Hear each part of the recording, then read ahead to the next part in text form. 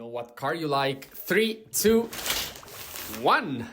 Hello, everybody, and welcome to episode 62 of the Shower Podcast, the podcast where I'm in my shower and you do you.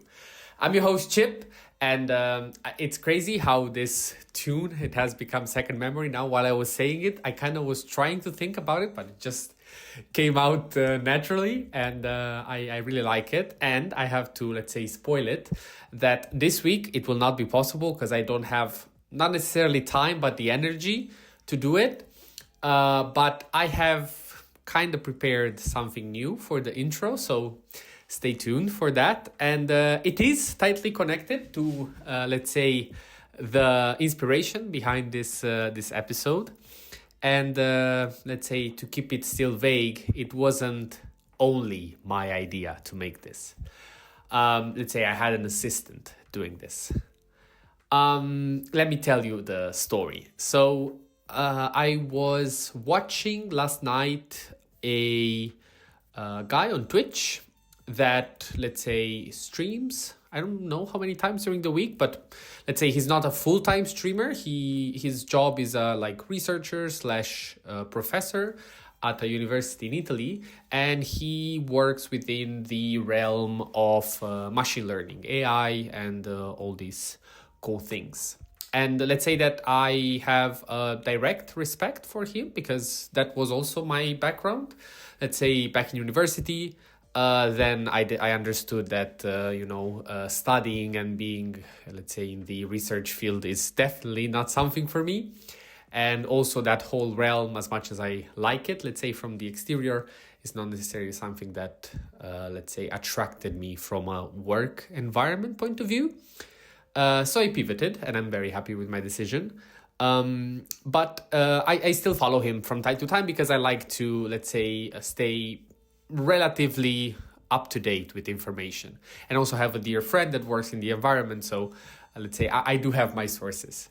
And he was mentioning this new, I mean, I don't, the project for sure is not new, but from how the chat was reacting and how also he was mentioning the demo that they released, or at least this is a newer version, was recent. And it's on this website called Sesame.com, and their, let's say, quote, or let's say drive, message, mission, call it however you prefer, is to build the most convincing human-like conversational AI. So I don't have the background necessarily on what data is trained on, how it is, or let's say the specifics. But what you should know is that indeed it's trying its best to speak as I'm doing right now. So what I mean by that is that I don't have a script. I don't have necessarily something that I am following specifically, but let's say that moment by moment, given the idea that I have in my head or the prompt that I gave myself when starting the episode, I'm trying to, build up a speech. And this is more or less what it does. So it tries to follow conversation and to lead you into that conversation if you don't, let's say, prompt the model in a specific way. And before starting to actually play with it and experiment, I was, I don't know how we ended up talking about cars. I made the question if you prefer, let's say, direct people, or let's say more reflective people that think, just to see how she would react if she was able to, let's say, take one of the two approaches. And just as a joke, I then replied, yeah, I do believe that electric cars are definitely better. And the AI was like, the model was like, okay, interesting shift, but what's the connection between cars and let's say the way that people speak?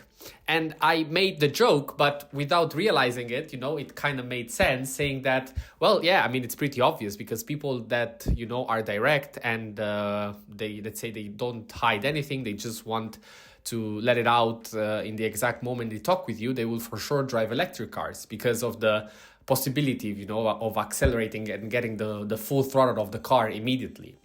And of course, I mean, the AI said, yeah, this actually makes sense. And then I, let's say, tried to expand and say, okay, but what do you believe are other possible matches between these two variants? And it was like, yeah, maybe, somebody that it's a bit of a free spirit, or that thinks a bit more liberally, will drive a motorcycle. And I think that was an easy assumption to make. But then, for example, she was saying, somebody that stutters, or it's a bit anxious when they talk, they would drive a minivan, or let's say something a bit more stable, slow. And I was like, okay, this is turning interesting. And it gave me a bit this, it wasn't a revelation or anything too special, but still, I was like, from something that I was not thinking it was possible, from a topic that I saw absolutely no connection to another that was actually more interesting. So I'm not really interested in cars or vehicles. I do like them. And let's say that is not something that I have no clue about, but at the same time, it's not a passion of mine. But at the same time, I do, I do have an interest in the way that people act, body language, speech, public speaking. I mean, it's not a coincidence that I'm here in front of a camera. So it's something that I enjoy. And being able to connect these two things without realizing it, but having an agent that was able to pick up on this connection made me confirm, let's say, the opinion that I have about these kind of reasoning models, the famous large language models. And that is that it's not so much the problems that they solve, is not so much the kind of output that they give you, but the very amazing thing that they are able to do is that they are able to bring to surface connections and connections between arguments of a certain, let's say, a certain topic that to our eyes and to our mind are not immediate. Now, what I told you, so the experience that I had was very basic. And of course, in a normal conversation, it could have happened. But in way more complex topics, and in, let's say, if presented with very complex data, what we are not so good at is extracting this information. And if you start looking at them as extractors, the situation starts becoming way more interesting, and your vision, let's say the way that you see and the way that you look at these models, might start being a bit more interesting. Again, it also stems a bit from a more technical background that I do have on them. I don't know if this is something that it's, let's say, necessarily immediate to everybody.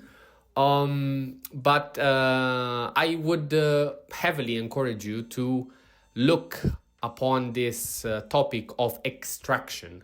So when presented with data, one of the things that these models are very good at is extracting information and being able to output you, let's say, of course, the thing that they output is based also on what you ask. But if you give them enough freedom, then they will be able to surprise you in a very, let's say, pleasant way most of the times.